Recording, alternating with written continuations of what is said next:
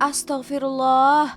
Angin lesus ndupak panggon lelang iwak utawa TPI ning Kecamatan Lekok, Kabupaten Pasuruan, Jawa Timur.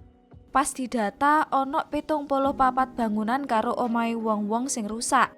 Gubernur Jatim Adi Karyono ngomong, gak mek omah tok. Bangunan sing rusak iku tibake fasilitas usaha lelang iwak nggone pemerintah sing disewakno nang masyarakat. Piye tanggapane warga? Ayo disimak ae wes wawancarane. Bagaimana perasaan Anda mendengar berita ini? Ya takut, Bu. Prihatin, kasihan juga. Ya sedih, Bu, seakan Ya tentunya turut prihatin. Apa saja dampak yang ditimbulkan dari bencana puting beliung tersebut? Angin ini langsung muyer kena kabeh iku ya, Bu. Warung iku ambek iku kayu iku kena kabeh. Ya paling besar itu kehilangan pekerjaan, Bu. Baik itu dalam perahu ataupun usaha toko gitu. banyak nelayan tidak melaut, banyak warung-warung itu yang rusak, terus tempat pelelangannya juga rusak, banyak yang rusak lah. Ada beberapa lapak warung yang ikut terimbas dan hancur, ya, tidak berbekas. Kemudian ada beberapa bangunan-bangunan milik Polairut juga mengalami kerusakan ringan di sana. Menurut Anda, apa yang harus dilakukan oleh nelayan supaya tidak merugi? Ya tidak mungkin tidak merugi lah, Bu. Pasti merugi. Malah ada yang menggadaikan emas buat bangun warung lagi tuh. Ya rugi, Bu. Rugi.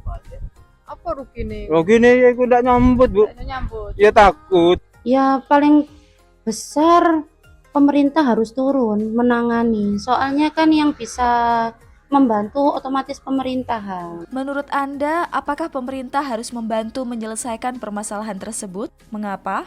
Ya, soalnya mereka berkuasa dan memiliki dananya. Kita sebagai rakyat kecil kan meminta pertolongan yang lebih besar. Harusnya pemerintah lebih cepat, lebih sigap, karena kita dekat dengan DPR ya. Pemerintah tetap harus memberikan perhatian penuh terhadap para korban, terutamanya yang terdampak akibat terjadinya angin puting beliung. Berdasarkan yang Anda tahu, apa saja yang telah pemerintah lakukan untuk membantu para korban? Apa bantuan apa?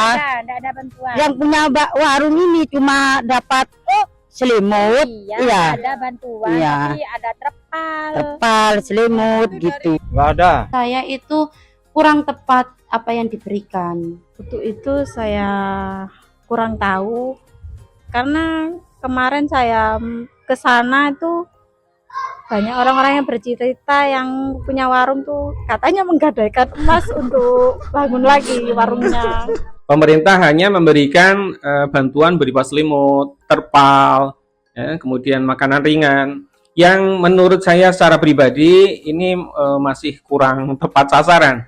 Karena harusnya bantuan harus disesuaikan dengan kondisi real yang ada di lapangan. Menurut Anda, apa yang seharusnya dilakukan oleh pemerintah untuk menyelesaikan permasalahan ini? Kasih dana, bantuan apa tah? Yang lebih utama pemerintahan itu harus terjun, melihat apa kekurangannya dan apa kerusakan-kerusakan yang terjadi.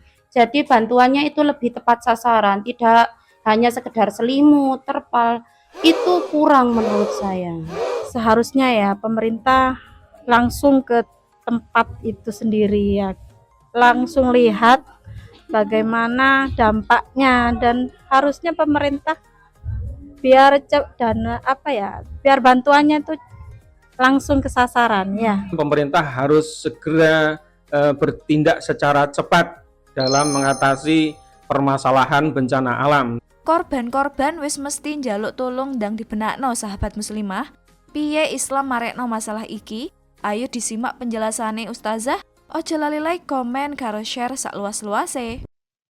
Menanggapi terkait dengan bencana angin puting beliung, dari catatan Badan Penanggulangan Bencana Daerah BPBD Kabupaten Pasuruan, total ada 39 rumah warga desa Tambaan di Kecamatan Bangil yang dilaporkan rusak akibat diterjang angin puting beliung yang terjadi pada hari Selasa 28 Januari 2025. Musibah bencana alam juga terjadi di sejumlah daerah lain yang terjadi di Kecamatan Lekok. Berdasarkan data dari BPBD, jenis bencana yang terjadi di tiap kecamatan sangatlah bervariasi. Ada tanah longsor, banjir, angin kencang, dan pergerakan tanah menjadi bencana utama yang merusak. Kepala Pelaksana BPBD Kabupaten Pasuruan, Sugeng Haryadi menjelaskan, ancaman angin puting beliung memang harus diwaspadai, sebab saat ini sudah memasuki puncak musim penghujan dengan intensitas ringan sampai tinggi di setiap harinya. Memang seringkali manusia beranggapan bencana alam bisa terjadi karena fenomena alam. Padahal bencana juga bisa terjadi karena ulah tangan-tangan manusia, yaitu banyaknya pelanggaran syariat karena kehidupan tidak diatur dengan syariat yang benar, yaitu syariat Islam. Di bawah kepemimpinan sekuler kapitalisme, pemimpin tidak menjalankan perannya sebagai ro'in, sebagai pengurus, dan junah sebagai pelindung. Dengan kebijakan-kebijakannya yang banyak merugikan rakyat. Dalam hal pembangunan, kapitalisme melakukan eksploitasi yang merusak keseimbangan alam.